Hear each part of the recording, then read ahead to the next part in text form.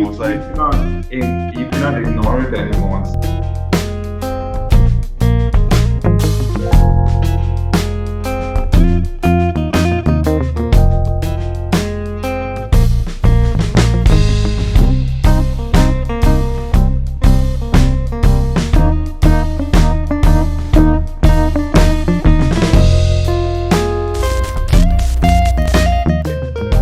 okay, here we go. I'm going to start. Oh,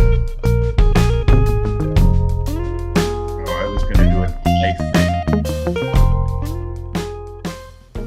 Hello, this is Waswo X Waswo, Evil O. Welcome again to another episode. And before we go any further, I'm going to do my usual, ask you to please like and subscribe because it's very important. It keeps the channel going. Also join us on Clubhouse on Monday nights at 7 o'clock. We have the Evil O Clubhouse. Today I have an interesting guest.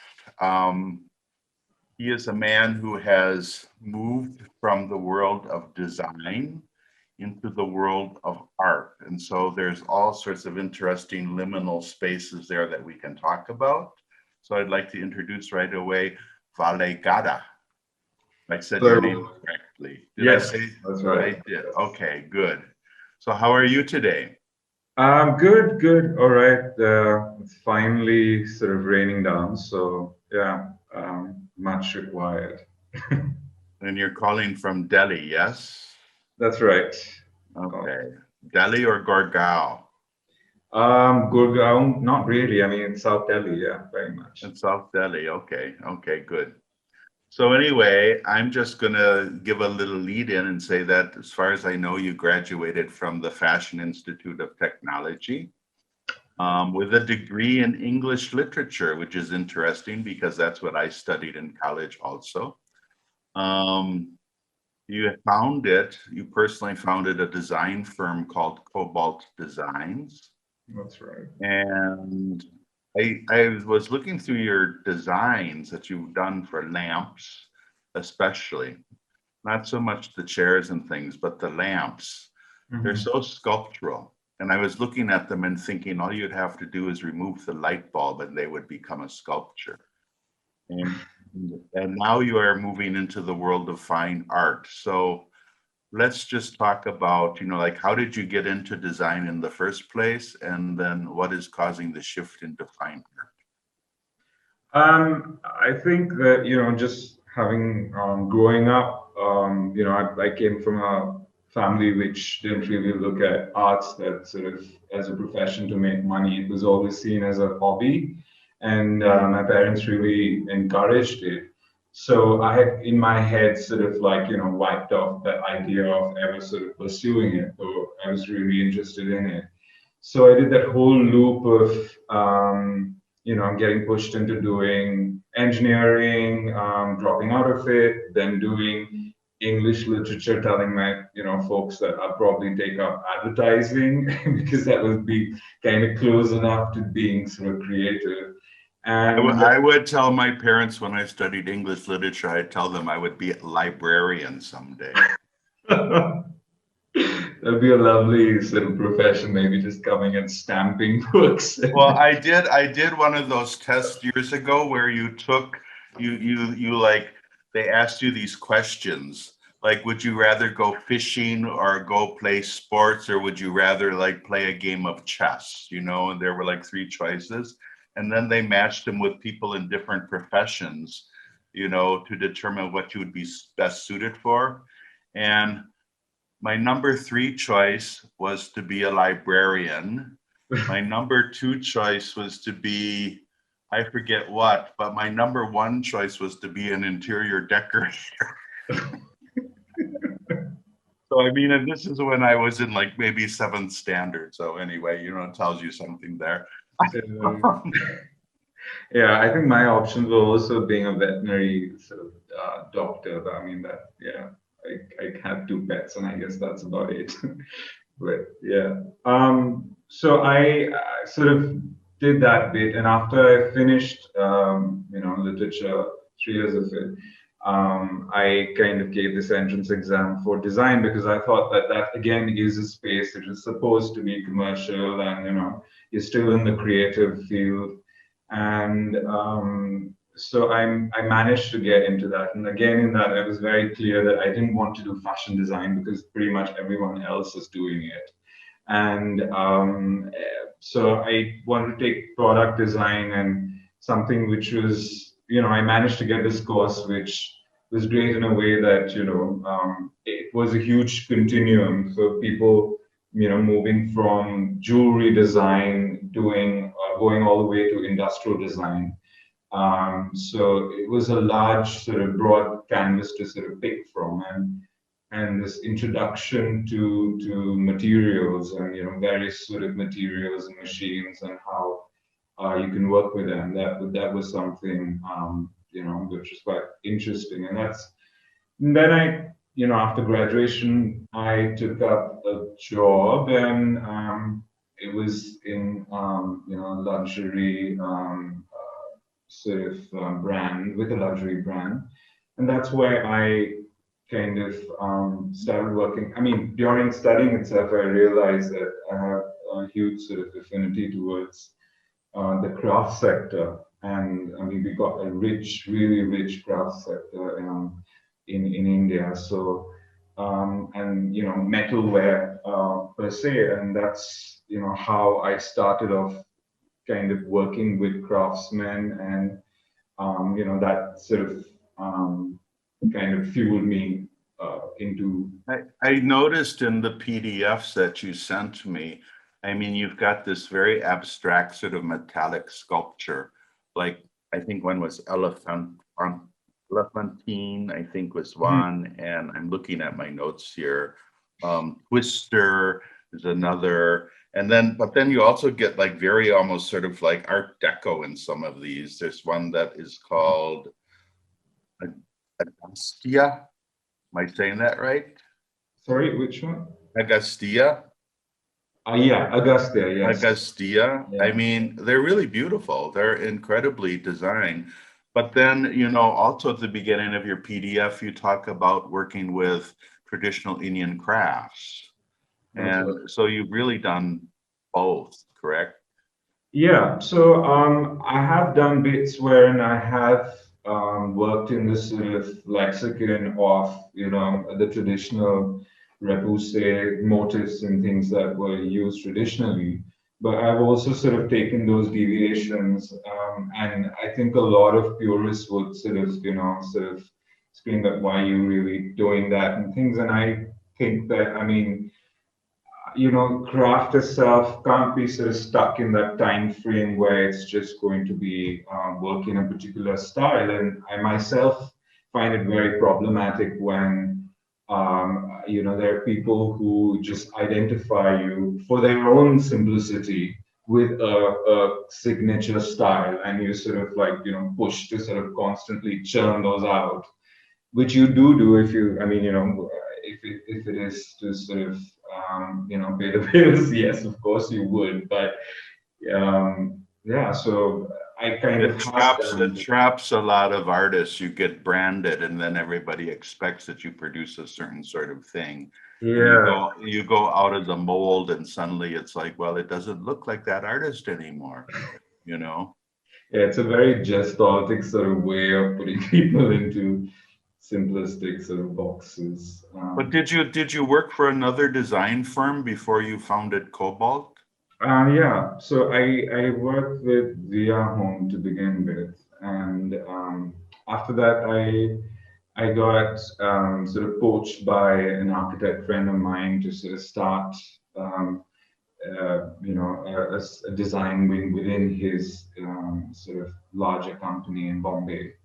And that was Oat Designs, which essentially just lasted for a year, and then we had huge fights. And then in a way, I mean, it did sort of help me to grow a lot, because it kind of pushed me in the sort of in the fire, and I had to then start my own thing and say, hey, I have to survive and move my hands around and sort of explore and take risks before it's sort of too late and cozy to sort of sit in a comfortable job.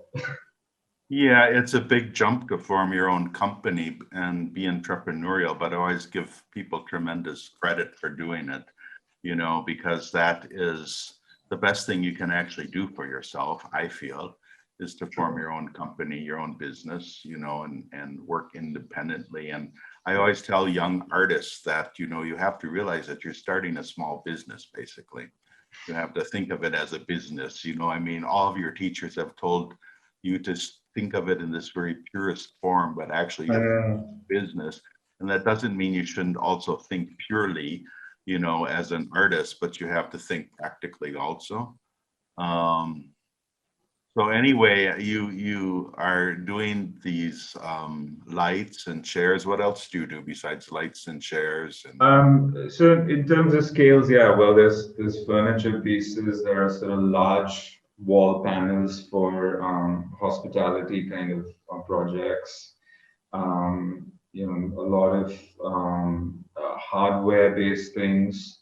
But I mean, essentially, a lot of them are not those mass-producible ones. They're more sort of batch production-based things. Initially, I used to keep, getting worried about the fact that, hey, I need to be making more of these, and then that whole question about essentially making it, fueling it as a sort of capitalist sort of thing, it kind of kicks in, and I was like, I don't know whether I want to go that line. I'm probably happier doing smaller, batches of products. Which I guess the karigars won't be happy with, but yeah, so there's it teaches you to collaborate with other people. So anyway, when did you decide to make the break and try to go into fine art? And I guess I would ask, how do you define the difference? This came up in a Clubhouse forum the other day, this whole thing about decorative art, and yes, and I was part of that discussion. You were part of that. There was Seema Kohli, and Seema Kohli described herself as a decorative artist, and I was like, Seema, don't describe yourself that way. Your art's very spiritual. But what is this line? It's very blurry between decorative and meaningful art, but Yeah. you're now moving into meaningful spaces. Like, I think you're represented by Gallery Espace now, correct? Yeah. So well, I kind of started, the firm Cobalt Designs and sort of my art practice formally similar. I mean, at the same time almost, because I had sort of finished a commission of sculptures, about 30 of them. They're languishing somewhere right now, but and I happened to show some of them to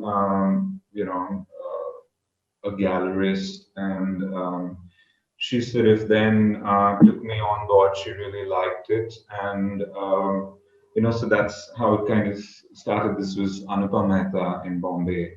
okay. And so that's when it sort of started. But at the same time, when for the very first time I showed my works to someone else, and it's again from the art space of not name names, but I was just sort of, they looked at the works, and they're these really larger than life botanical sculptures in fiberglass, and she said that, well, what's so great about this is these are just flowers, and that's about it. And I had a whole sort of reason as to why I had made them larger than life. The fact that in real life, when they're small and on the floor, you don't really notice it. The whole sort of dialogue of luring you with something beautiful and bringing you into the larger sort of question of climate change and deforestation and things like that. But essentially, I could not really manage to convince her, and she termed me the work as decorative and almost like a derogatory sort of term. And but I mean, that is going to really happen because there are times where people might just see it on the surface, not necessarily engage into what the write up for it or the reasons for it is. And I think it's all right to really engage on both levels. I've seen reactions at India Art Fair where I had these books and, I mean, probably got, loads of selfies. And I don't know whether that's really a parameter to judge an artwork, but it's just great that it can break those barriers and sort of like Well, work for. if I can say something, I found your oversized flowers. And what are they made of? Those oversized flowers? I earlier made them fiberglass. Now they've been predominantly in brass. In brass, yeah. I found them really exquisite and really beautiful myself. And and to me, like you say, when you take such a frail, small object and you enlarge it to such a huge size, it makes you see it in a whole different way. And it's And you almost you like, cannot you cannot ignore it anymore. It's like that elephant in the room, really. well, it's almost like you've become the ant or you've become the bee, Yeah, and you're looking at this giant flower, and suddenly that flower you realize is meaningful to something in the ecosystem. That flower is meaningful. I mean, it's actually a sex organ, for flowers to reproduce. yeah, Um, we're talking about Maplethorpe the other day too. Often took photos of flowers in very sexually provocative ways. He made yeah. bending tulips seem, like other things. And so, I mean, just because it's a large flower doesn't mean it doesn't have meaning. True. I would say that. And, Yeah. the whole decorative thing to me is like, oh, the gallerists and the curators don't like to admit it. They want all art to have a lot of depth, but, they all want to sell also. They want those works to sell. And I've done some works that to me are very, very conceptual, not Mhm. my norm. And the fact is, those don't sell. I'm sorry, they don't. They sit. Yeah, they've been. I mean, They they sit. have loads of works which have just been sitting around, and they probably really charged with, sort of Mhm. a lot of political meaning to them, but they just sat. They just sort of. And you're exploring a lot of concepts with the Anthropocene, I think. Mhm. The works you've done with the bricks that I believe are cast in bronze. And do you want to talk about that at all, or your bell jars that are etched? Oh, yes. So with the bell jars, so this was, I mean, I did my solo in 2014, and there was various ways I had approached the topic of urbanization, and one of them was, when you go to a lot of state-run museums in India, they really, or natural history museums, they're really in a bad state. And I mean, in one way, it was almost like really looking at it in a funny way because you see these specimens, some of them are such bad examples of taxidermy jobs that I mean I remember in fact going once to visiting a bit in Sri Lanka, north bit of Sri Lanka, and seeing this really funnily done up owl, which is almost like it was cockeyed. It's just so or specimens which are missing labels and nomenclature is a problem, and or some which have not been well preserved and there's nothing in the display, just some dust. So I was looking at, that sort of display and the idea of conservation in general.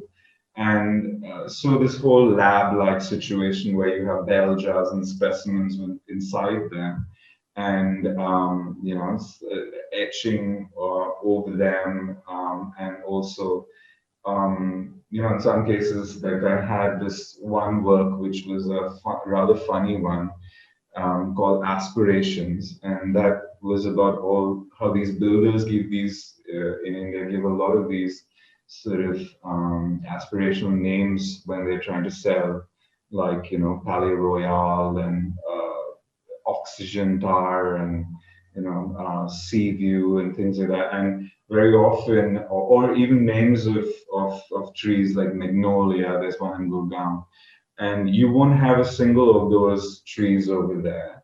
Or something like mall view, which is actually proud of the fact that you're overlooking a mall. Did you have a mall? Is there really a mall view? Yeah, there is in A, Gurgaon. a mall view residential space? Yes, Oh, in I find Gurgaon. that hard to believe, but okay.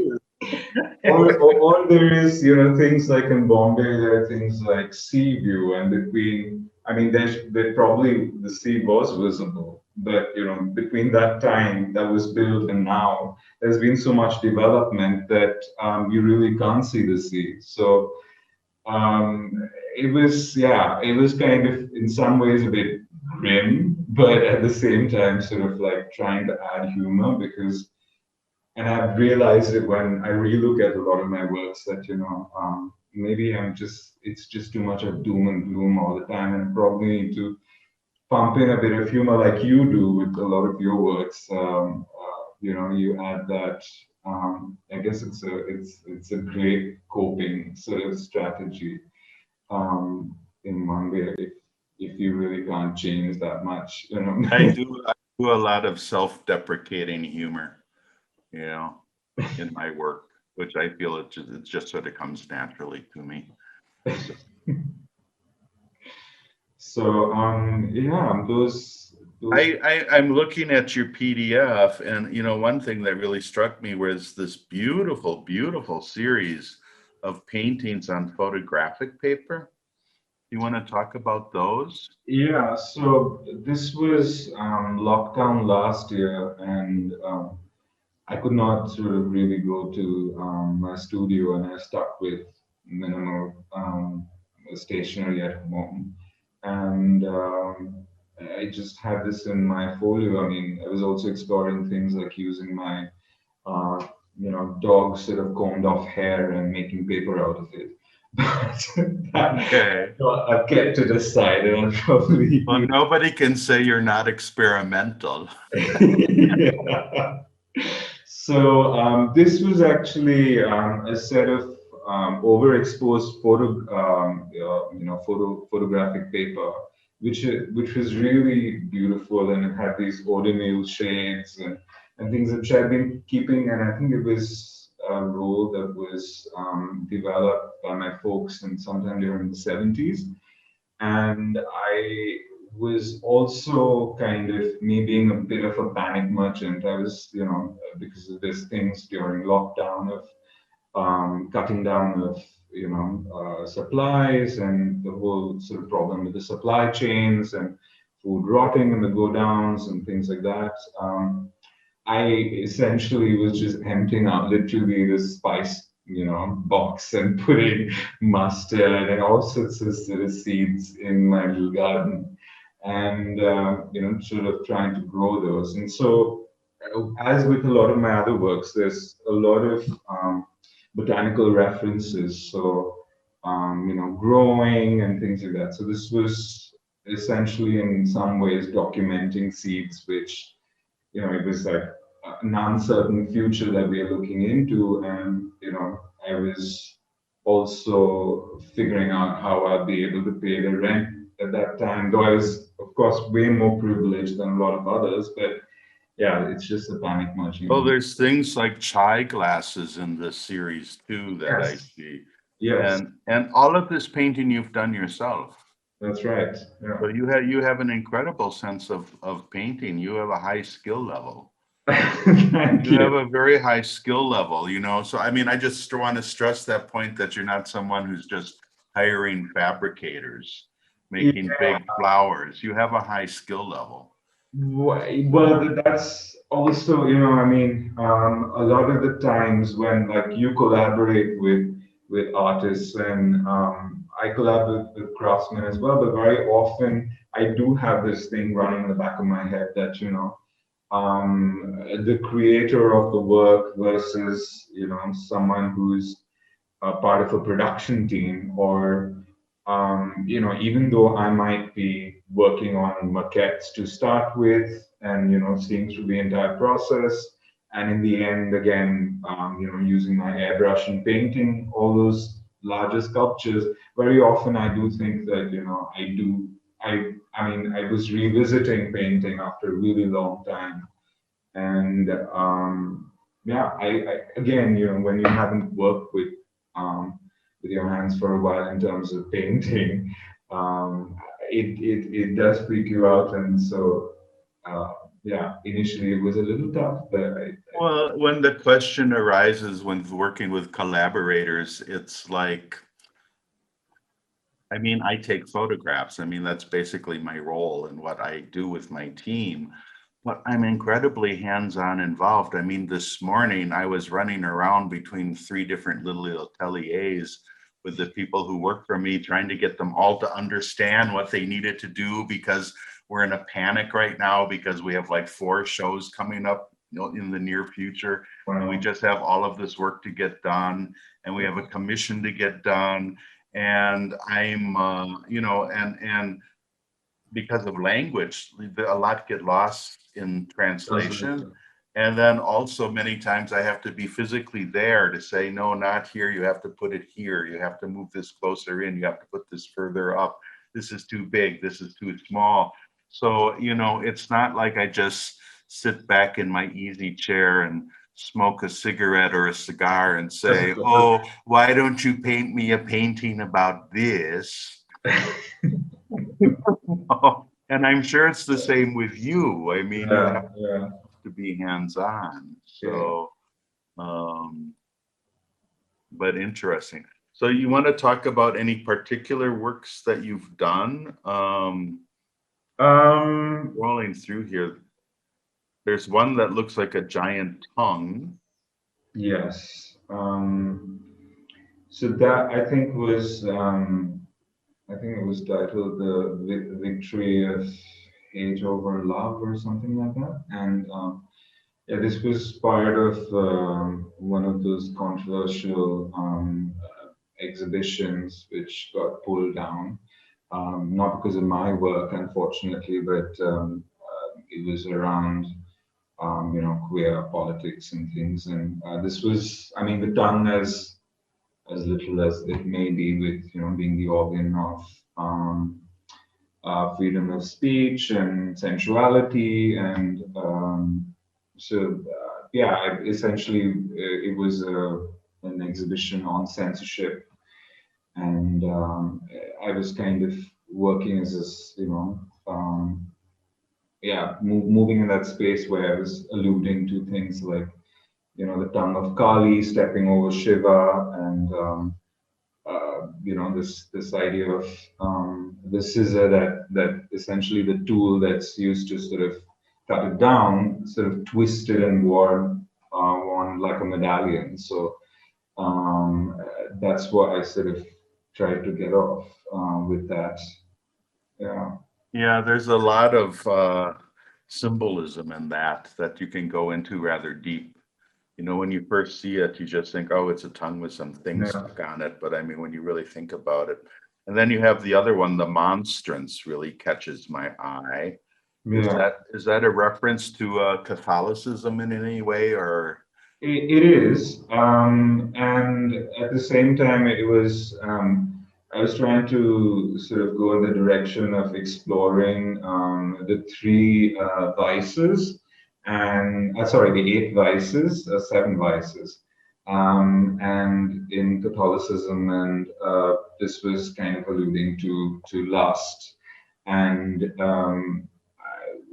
sort of exploring again with botanical terms. I have this larger than life passion flower, which represents, the thorn of Christ, and along it, I was sort of like looking at kind of ideas of, how life is really short, and this sort of ritual versus kind of humanism, and how I kind of think that we need to be um, compassionate, instead of like the whole idea of hypocrisy. So yeah, that's essentially was the idea around it. So looking at the solar monstrance, and then kind of loading it with these ideas of these. And then I'm just going through your PDF here, but you have the pinned papillions. So so this is a bit of my English literature thing. I like kind of naming alliterative, almost tongue twistery sort of thing. Um, uh, so it's, papillae is essentially these finger-like projections on your tongue, and it also kind of sounds like papillae, the French papillon as in butterfly, and so again that the lepidopterous sort of like pinned butterflies, and how tongues otherwise would be something that would sort of take flight, and the whole idea of freedom of speech and pollination of ideas, and sort of how one pins it down. So it was again from that the early exhibition with where I had the. You're very concerned with freedom of speech, which is one thing I like about you. Yes. Because so am I. I don't care if people disagree with me, but they always have the right to say their mind. True, I wish true. more people would understand that. Yeah, That's the basis of a civilized society to me. That's free. true. And also, I mean, with Jainism, which is the religion I was born in, it and sort of practicing and out of.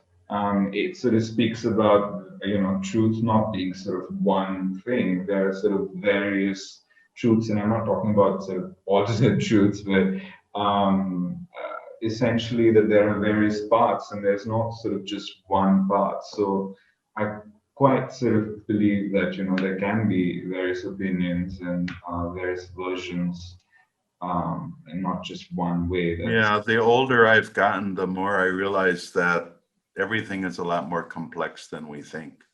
And there was an old Bob Dylan song from when I was younger, which was like, I used to do this, used to do that, like, but he was so much older then, he's younger than that now, meaning like, I don't know what, but it was sort of a reversal of what I just said, but it was sort of learning to accept things rather than to be stuck in your ways.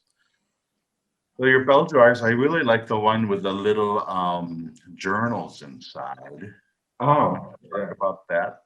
so when I did that entire series, I mean, a lot of it was approaching, and I think somewhere down the lines I have sort of not grown up in my head. So various times I sort of look at how a child would look at the environment around them, and also what is the future that we are giving the future generations. So this was a bit like, it was called journal entries, and it was like looking at a child's journal, a diary, a dear diary, and their observations. So there, I think lines like, we something to the effect that today we woke up and we sort of played in the thicket with trees and butterflies and dragonflies around. Then at another entry is about today. Sort of daddy said that we'll be moving away from where we're living, and we'll be moving into a building block, and and this, I think the third one was something about that, today we learned about how to make pop-up buildings in our craft class, and they look just like what I see outside my window. So this sort of break and disconnect of nature, our connection with nature, and as a child, I remember very often we grew up in sort of a typical sort of drawing one would do would be of small house, and various hills and a little rivulet sort of running through it, and the sun rising and setting behind those hills, and now the urban sort of reality of the sun sort of rising and setting behind a skyscraper kind of, I mean, horrifies me. And yeah, because for me, I think the tallest thing in the landscape probably should be a hill or a tree and not another Yeah, cement sort of concrete monstrosity. So right. I agree totally.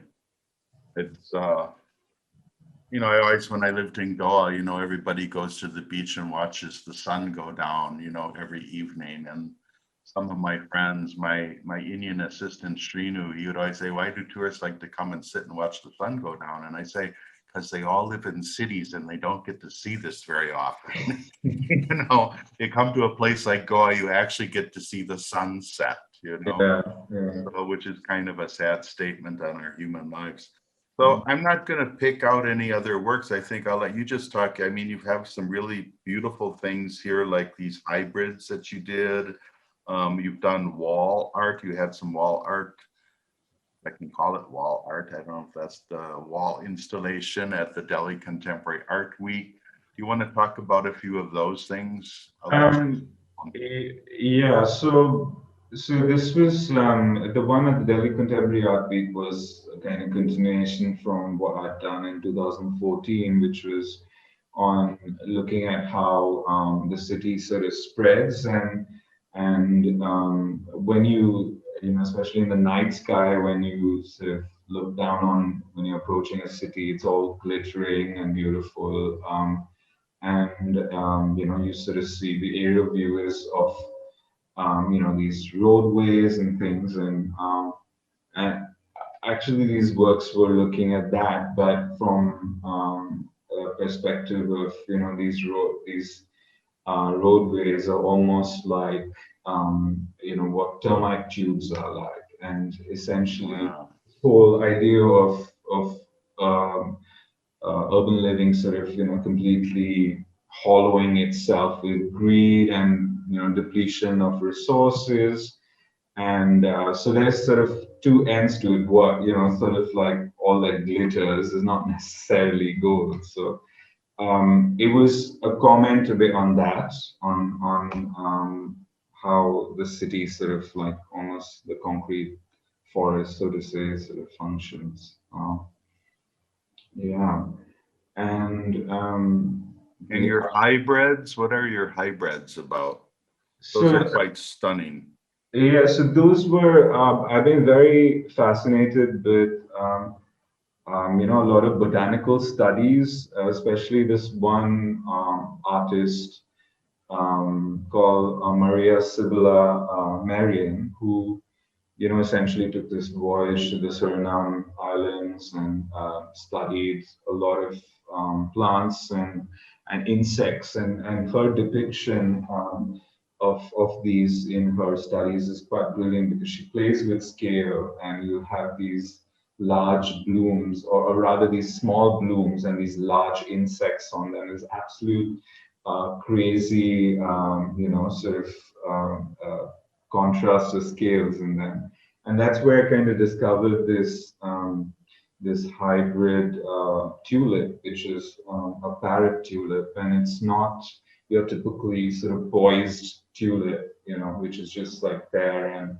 this is like really wild and very abstract. And I sort of did various versions exploring the form of it. So um, again, I was looking at the process of hybridization, which in nature it's a very positive sort of step, and that's how you have stronger progeny. But in the case of looking at cities and hybrid cities, the entire idea was a great one, but how it sort of panned out in India is not necessarily I don't think in a very sort of good way, because when you talk about green spaces and how much they've, thought about that, or gardens, it's very sort of, it's minuscule. So Well, I was, I've had an old saying since I was young,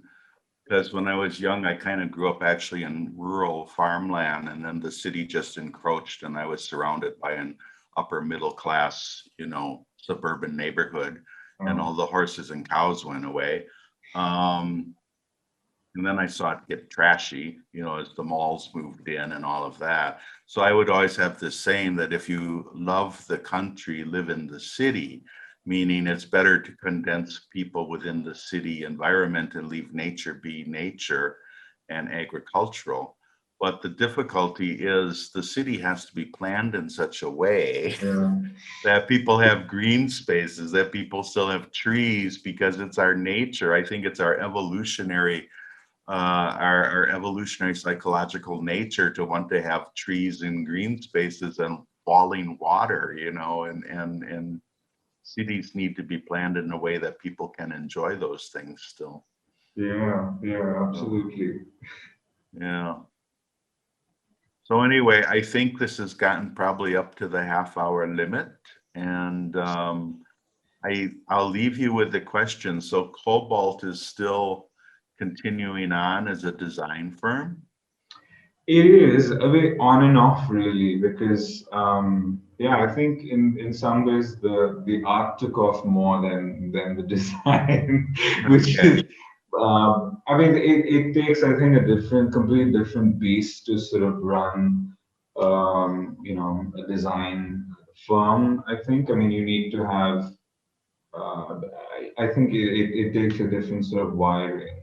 And I don't know, I mean, I think my Gujarati genes didn't kick in for business acumen. So, I mean, it's there. I do a couple of projects on and off, but art's pretty much the bread and sort of butter. Yeah. Okay, that's good to hear. Yeah, concentrate on the fine art. That's a good thing, I think, But anyway, Valay Gada. I'm not saying it right. You are. Valay Gada, yes? Yes, yeah. Okay, so nice to talk to you. It's been Lovely to wonderful. speak to So you. I've got to say my goodbye. Goodbye from Waswa Xwaswa, Evil O, and Udaipur. Once again, please to like and subscribe. It helps the channel grow. It helps the channel circulate on YouTube. Follow us on Clubhouse Mondays at 7 p.m. and see you next Sunday. Valay, thank you for being here. You have to wave goodbye. Thank you so much for having me. Bye-bye. Bye, Valay.